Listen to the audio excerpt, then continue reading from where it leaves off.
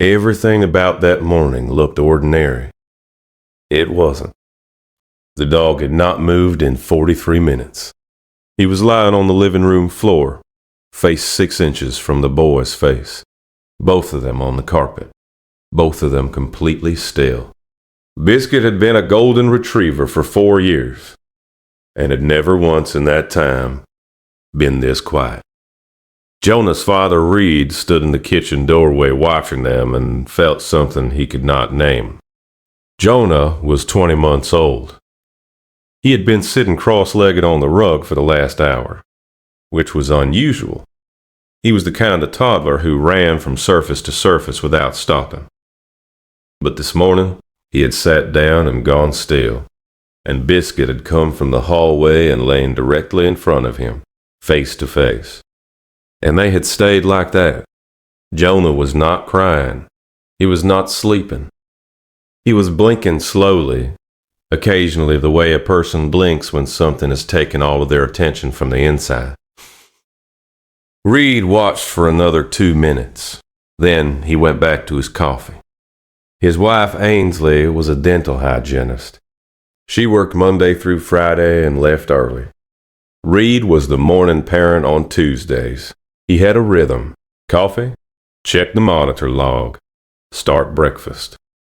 Jonah usually came to the kitchen, wanting waffles, by 7:30.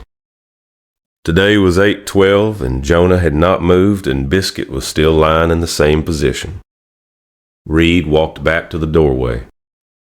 Biscuit looked up at him, not the way a dog looks at a person who might give them food, the way a dog looks at a person who needs to understand something. He went back to the kitchen. He sent Ainsley a text that said, "Biscuit is acting weird," and then he did not follow up on it because he did not know what to follow up with. At 8:40, Jonah started to cry. Not distressed, the low, continuous cry that Reed associated with hunger or boredom. He came into the kitchen. He lifted his arms. Reed put down his phone and picked him up. And the moment Jonah was off the floor, Biscuit stood up and followed them into the kitchen and positioned himself directly beside Reed's leg, pressed against it. He's been doing that, Reed thought. Following, positioning, watching. He made oatmeal. Jonah ate 3 bites and stopped. That was unusual. He ate oatmeal the way he ate everything. Completely, impatiently, with both hands. 3 bites and he pushed the bowl. Reed fed him a piece of banana. He took it, held it, didn't eat it. Biscuit sat beside the high chair and did not look away. If you stay for stories about what animals sense before we do, you're in the right place. Subscribe so you don't miss the next one. Reed called Ainsley at 9:15 and said something feels off with Jonah. She asked if he had a temperature. Reed hadn't checked. 98.6. Normal. He told her. She said he's probably just having an off morning. Kids do that. Reed said okay. He believed her because she was usually right, and because the alternative, that something was wrong, in a way he couldn't locate, was not a thing he wanted to hold. He put Jonah down for his nap at 10:30. Biscuit went to the nursery doorway and sat, not inside, at the threshold. Reed moved him twice. The third time he gave up. He cleaned the kitchen. He answered work emails. At 11:47, he heard Biscuit hit the nursery door from the outside with his full body weight. Not scratching. Impact.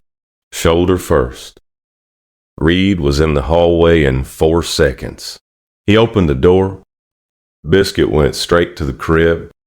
He rose on his rear legs and pressed his nose over the crib rail toward Jonah's face. Jonah was pale.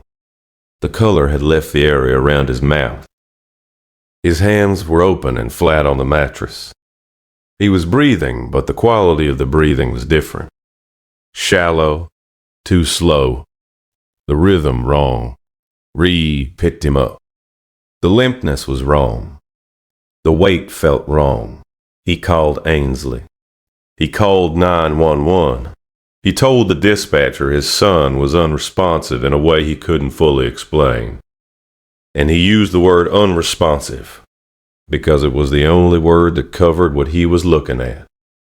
The paramedic who arrived, Tomas Reyes, 6 years in emergency response, assessed Jonah in the driveway and said one sentence to his partner before they moved. At the hospital, the pediatric attendant, Dr. Felicity Anand, told them Jonah had experienced a hypoglycemic episode. His blood glucose on arrival was 39 milligrams per deciliter. The safe floor for his age was 70. At 39, cognitive function begins to impair. Sustained exposure causes seizure, then loss of consciousness, then damage that cannot be undone. There had been no alarm, no monitor, no visible symptom that a parent without clinical training would recognize as medical. His appetite had been suppressed because low glucose suppresses hunger in toddlers before other symptoms appear.